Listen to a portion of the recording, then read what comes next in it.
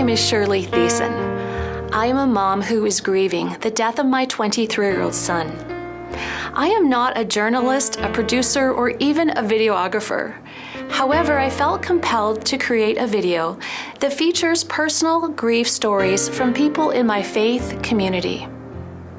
The pain in grief has the potential to make each one of us more lonely or drive us deeper into community. I have personally experienced the value of choosing a community that companions with me in my grief.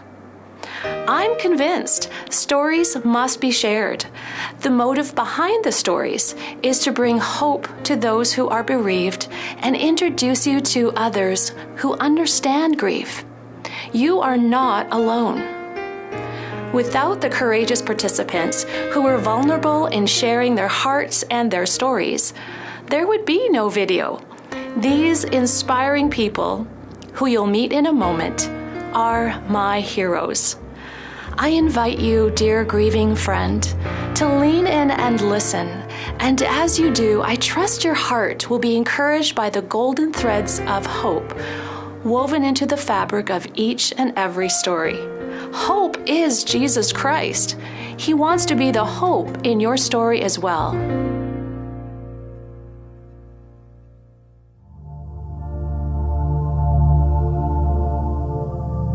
On October 18th, 2012, my husband Jordan was killed in a workplace accident. It was 12 days after we were married.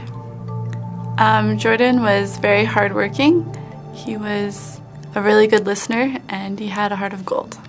The day he died, he had been away for a night, working in northern Alberta. He died early in the morning. However, I was at work, so I didn't find out until much later in the day, about 5 o'clock.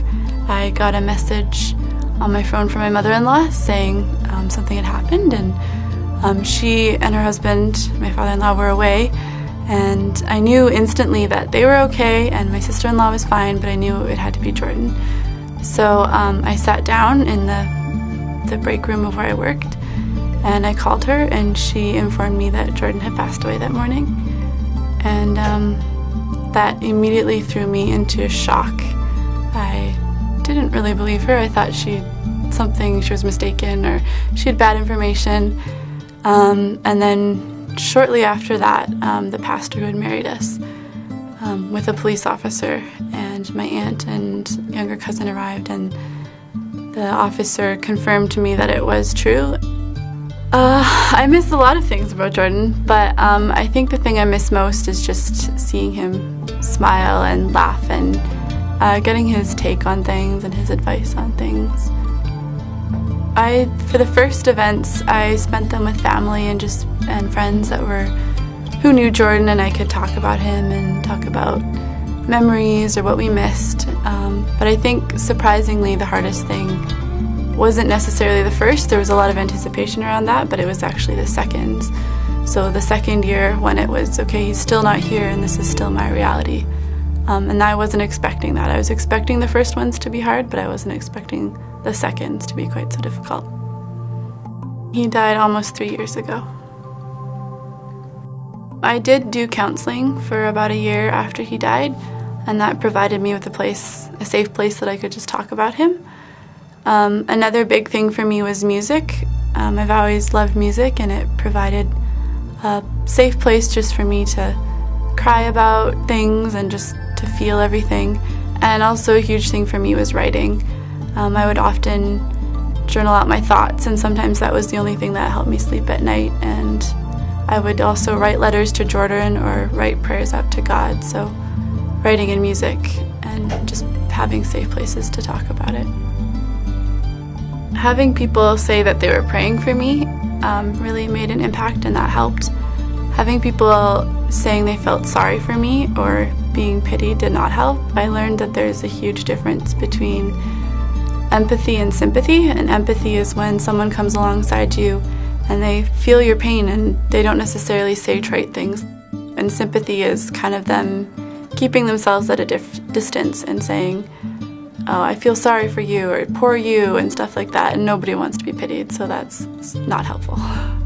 I've become a lot more close with God. I think I've been more real and honest with Him. And a big comfort for me is the shortest book in the Bible, or the shortest verse in the Bible, Jesus wept. And that was after Lazarus died. And even though Jesus was about to raise Lazarus from the dead, He saw that Lazarus' sisters were in pain and grieving, and He felt that pain, and He understood that pain so much that He openly wept. And another psalm that was really comforting to me was, when a loved one dies, it grieves God. And that's just like, for me, was saying, God gets it. It hurts Him when someone dies too. It hurts Him that this sinful world hurts His people. So just knowing that God got it, and He understood my pain, and He was there, was a big comfort to me.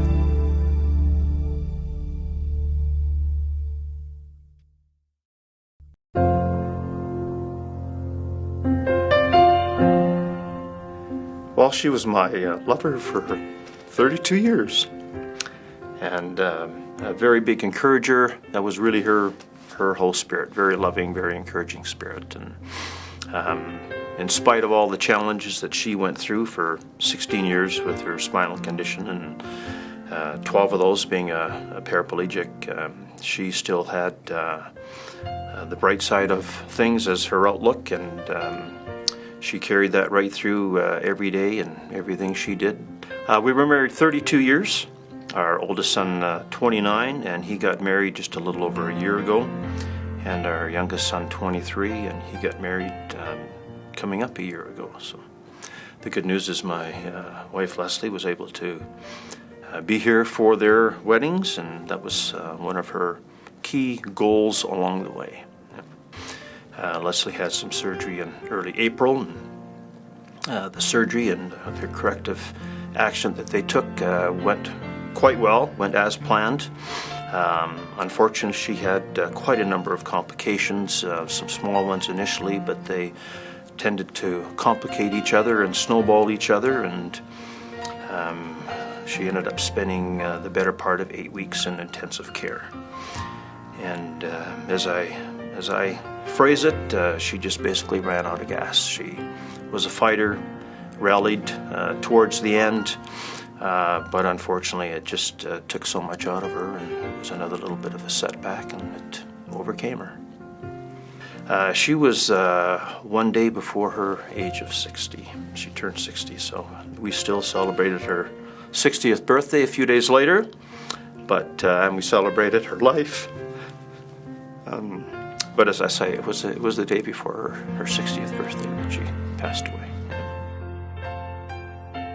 My oldest son has been a huge support for me. We were always close, but he's obviously been affected by the same incident here, and he's been doing his grieving, but he's been reaching out on a daily basis. She'd been dealing with a breathing tube for a number of weeks, and they had done some tests to see if she was strong enough to come off that breathing tube on her own, and she wasn't there. And I think at that time that she just sensed it was time. And there was a big decision that had to be made regarding quality of life decision, and who knows if a number of days later I would have had to make a decision to take her off that breathing machine. But I know that would have been her request, because we had talked about that long before she went in for her surgery. And I believe in retrospect God spared me from having to make that decision and the burden of that decision. So he definitely showed up there. Yeah. And I didn't realize that at the time, but it was a couple of days later that the light went on that. It's been just a little over 3 months, but certainly there's been impacts and changes along the way. I certainly sense that I'm more empathetic towards others who are going through, any kind of a challenge. It doesn't need to be a life-challenging one, but definitely more empathetic there. I certainly feel that I sense a closer presence to God, even in small things and big things, which of course is always a good thing. He's always there for us. He's promised us all along that He'll never leave us or forsake us, and He never has through all of our 32 years or 16 years or the last 6 to 8 weeks, and especially the last 3 months since she passed away. So He's never left me. He's never forsaken me, and I've never doubted that. So I've definitely sensed His loving presence, and definitely a need to reach out to Him more and lean on Him more.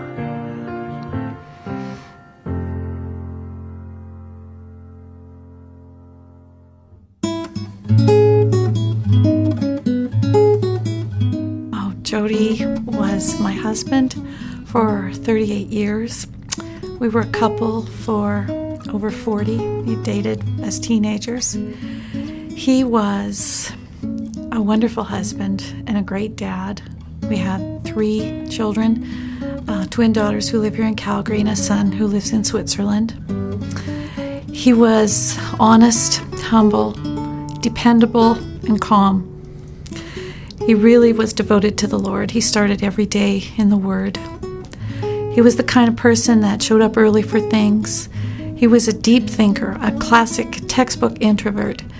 Well, in the summer of 2009, Jody just started having periods of fatigue and tiredness, and late that summer, we went on a holiday to visit friends, and when we came back, he admitted that he really wasn't doing well. So in September, he started seeing the doctor, and he really wanted answers as to why he was not feeling normal. He had excruciating headaches about 20 minutes after he ate. He had all manner of digestive issues. Something was really wrong inside.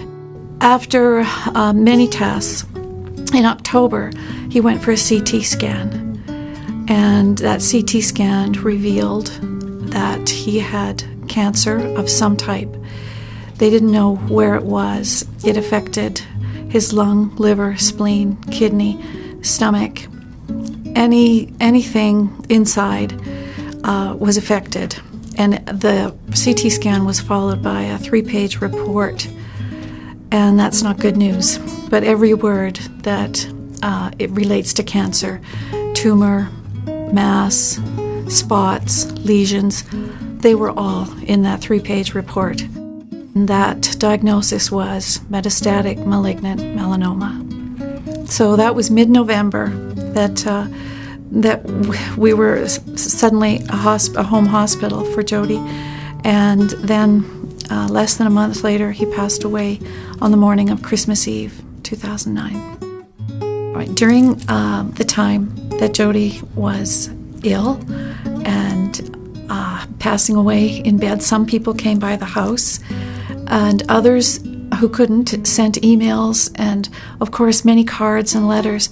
But I kept those emails. I just stored them away. I thought, I know that I want to read these later. These will have a lot of meaning for us later. And so I saved them, copied them, and I compiled 42 pages of words of blessing, love, encouragement, and comfort from friends and family. So right after Jody passed away, things that were really helpful to me were just a phone call or someone inviting me for a meal or, at their home or in a restaurant, or to invite me for coffee. And for them just to listen. I had a huge need to talk about Jody. I mean, a lot. And people were so gracious and patient with me, and just looking at me with eyes of concern was the most important thing. I didn't need their advice. I didn't need them to tell me how I could be better, how they could fix things for me. I just needed them to listen. Our first wedding anniversary that came up, I thought I would have a plan, and I booked a massage. And the gal knew that it was going to be on my wedding anniversary, and she put extra care and prep into things for me. I really appreciated that. I had a wonderful massage, and when I left, I felt blessed and relaxed. And when I got in my vehicle and started to drive home, that just faded away very quickly. And I was overwhelmed with a deep sense of sadness. And I knew I was going to cry, but I thought I have to drive. My daughter called me and invited me for coffee. My kids were very caring and sensitive to the fact that this was a big day and I was really going to be missing their dad. And when my daughter asked me, I longed to spend time with her, but at that moment I declined. I just knew that I didn't have the energy to go out. I needed to go home and be by myself. And I had learned by that point that it was important to make decisions based on my overall health, my emotional health, my mental health, my physical health, and my spiritual health. And I just needed to go home and just cry until I fell asleep. That's what I did. And that's okay. I learned that even with a brilliant plan in place, a wave of emotion can wallop you that you didn't expect. And that's just the way things are the first years. God's care is all over this story. Right from the beginning, He was holding us up and allowing us to just deal with everything that came at us. And in retrospect, I see there were some real gifts that came to us. We have very dear friends who invited us to come to a wedding. Unexpectedly, their daughter was getting married, and it was in Scarborough, Ontario. At the exact same time, Josh's hockey team from Switzerland was coming to Canada to take part in an international summer tournament in London, Ontario. And so we hadn't planned to go to Ontario that summer. We were going to go all the way to Switzerland in the fall.